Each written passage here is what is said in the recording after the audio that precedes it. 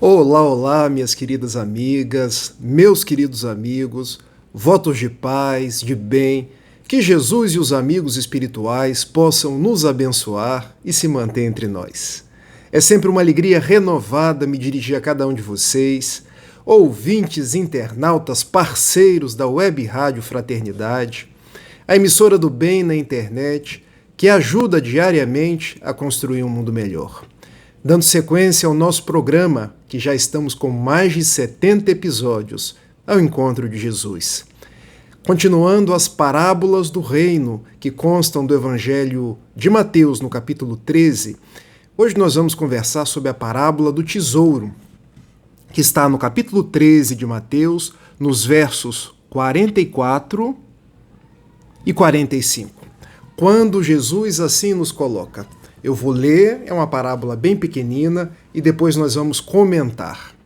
O reino dos céus é semelhante a um tesouro escondido no campo, que um homem encontra e torna a esconder, e na sua alegria vai e vende tudo quanto possui e compra aquele campo.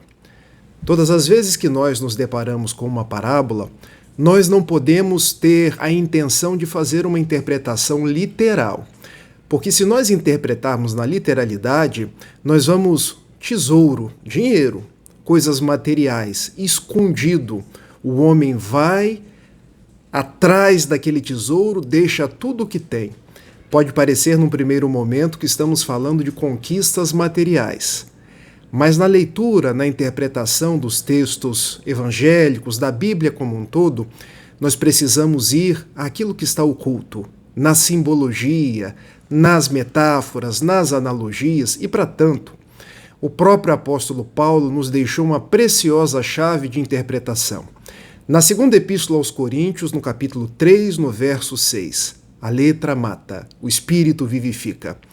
Todas as vezes que nos propomos a estudar o Evangelho, nós precisamos extrair o espírito da letra, saber qual é o ensinamento moral, o que Jesus quis nos ensinar, porque esse tesouro não é um tesouro amoedado, é a própria estrutura do Evangelho que Jesus veio trazer para nós.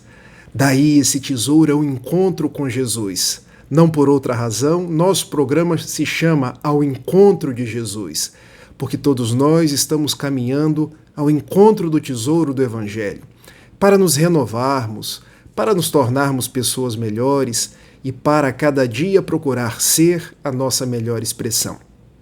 Mas aquele homem abandonou tudo e foi viver com aquele tesouro. Há também um símbolo aqui, porque esse abandonar tudo não é viver no deserto, abandonar a família, não. É deixar de privilegiar aquilo que é transitório e passar a buscar aquilo que é essencial. Antoine-Exupéry, aquele escritor francês que escreveu O Pequeno Príncipe, já dizia: o essencial é invisível aos olhos. Daí, meus amigos, que nós procuremos o tesouro do Evangelho todos os dias, a convivência fraterna, o ensino que Jesus nos coloca para nós encontrarmos o reino de Deus. Esse processo que nos levará a viver em paz, viver em plenitude e viver lastreados pelo amor que Jesus nos ensinou. Eu me recordo de uma palestra, porque Divaldo Pereira Franco todos os anos vinha no Rio de Janeiro e proferia uma série de palestras durante uma semana. Eu costumava ir a todas essas palestras. E uma que ele fez na Concha Acústica da UERJ, que é a Universidade Estadual do Rio de Janeiro, ele falou sobre essa parábola. Narrou-a e depois, de uma forma muito empolgada, como costumava ser as pregações de Divaldo, ele disse: quem encontrou o Espiritismo não encontrou o mapa do tesouro, encontrou o próprio tesouro. E eu fiz as ligações. O tesouro da parábola de Jesus, o tesouro que Divaldo disse que era o próprio Espiritismo. E eu, bingo, porque na verdade o Espiritismo é hoje a forma de nós entendermos esse tesouro que Jesus nos trouxe através do Evangelho. E Divaldo vai ainda mais na profundidade quando ele diz que não achamos o mapa do tesouro, achamos o próprio tesouro, porque o conhecimento espírita nos liberta, nos fala de imortalidade, nos fala da lei de reencarnação, para nós entendermos o amor e a justiça de Deus, nos fala que o que exorna a nossa existência é a caridade que praticamos, nos fala que nós estamos no mundo para nos tornarmos homens de bem. Esse conhecimento não é libertador? Não é um verdadeiro tesouro que temos em mãos? Daí, meus amigos, Jesus nos falava do tesouro, o tesouro de viver com Ele, o tesouro de seguir os seus passos. E o Espiritismo, na feição de o cristianismo redivivo, vem ser essa chave para que nós melhor entendamos os ensinamentos de Jesus. Porque o grande tesouro nos dias atuais é conhecer Jesus sob as lentes da doutrina espírita. Não por outra razão, numa obra fantástica chamada Opinião Espírita, há uma frase de Emmanuel dizendo, logo no capítulo 2, que Jesus continua sendo a porta, mas Kardec é a chave. Porque precisamos da chave da doutrina espírita para melhor entender o Evangelho de Jesus, para melhor usufruir desse grande tesouro que nos convida a sermos homens de bem. Eu quero lhes narrar uma história de Selma Lagerlöf, uma escritora sueca que ganhou o Prêmio Nobel de Literatura e, mesmo já desencarnada, ela continuou a escrever pela mediunidade de Edivaldo Pereira Franco. E narra ela que, certo dia, um homem, andando pelo caminho, jogava sementes de manga, atirava para um lado, atirava para o outro lado, ao que atrás veio um rapazote, um menino novo, e que disse assim: "Ô senhor, tu não te dás conta que você não comerá das mangas que você está plantando? O senhor já é velho, o senhor está jogando sementes e essas mangas vão demorar a brotar." Naquele olhar de sabedoria, o homem mais velho vira-se para o mais moço e lhe diz: "Meu filho, tu tens razão, materialmente pensando, mas eu quero lhe dizer que eu passei a minha vida inteira comendo mangas que não fui eu que plantei, me refestelando nas sombras de mangueira que também não fui eu que plantei. Eu hoje estou fazendo a minha parte. E por que você não faz a sua parte? Nós podemos construir um mundo melhor se ambos buscarmos ser pessoas de bem." Essa lição de Selma Lagerlöf. E daí nós entendemos que o tesouro não é uma virtude amoedada. O tesouro é o conhecimento que nos liberta. O conhecimento de que nós estamos no mundo por um compromisso de amor, por um compromisso de ajudar-nos uns aos outros, de que nós somos seres imortais. Vejam a postura daquele homem mais velho. Ele não se preocupava com a própria desencarnação.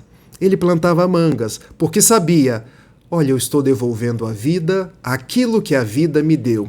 E, ademais, eu tenho filhos, eu tenho netos, e eu sei que um dia eu vou reencarnar, e quem sabe eu próprio comerei dessas mangas que hoje eu estou plantando. É o pensamento da imortalidade.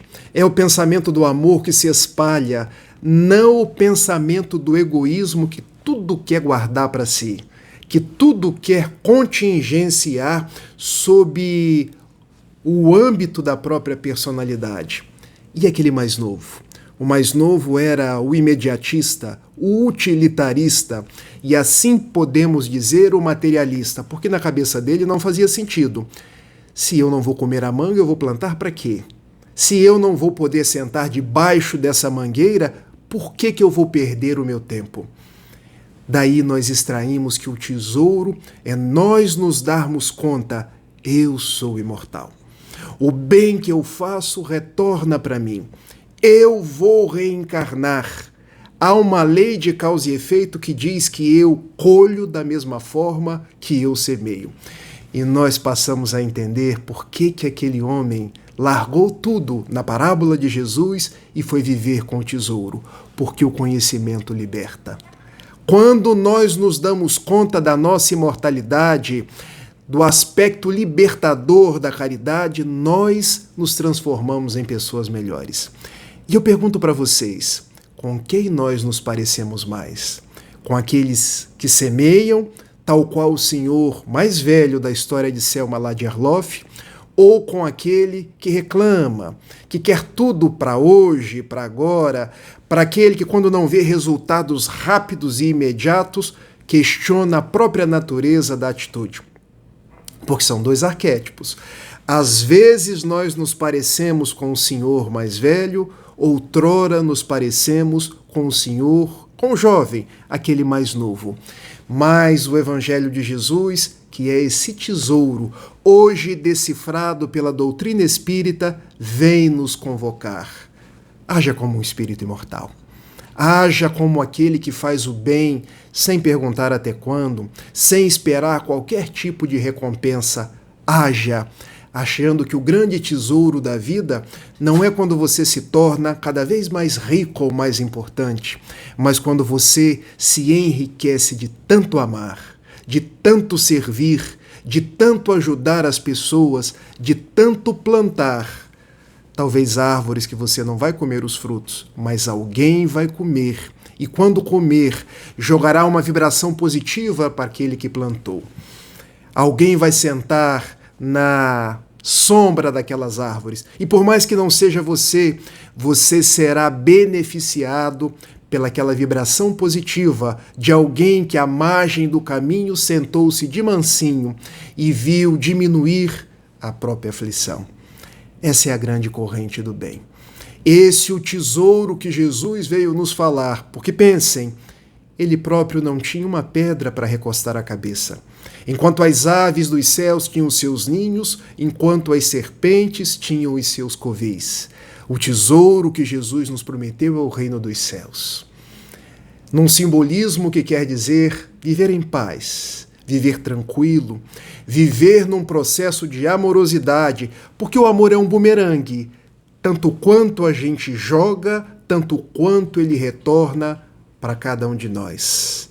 Meus amigos, que nós nos aproximemos do tesouro do Evangelho de Jesus, que nós nos aproximemos desse grande tesouro libertador que é a doutrina espírita, e mesmo no mundo causticado pelas guerras, pelas desigualdades sociais, que nós sigamos como grandes beneficiários do tesouro da espiritualidade, sendo pirilampos na noite escura, também semeando tesouros para aqueles que virão a posteriori.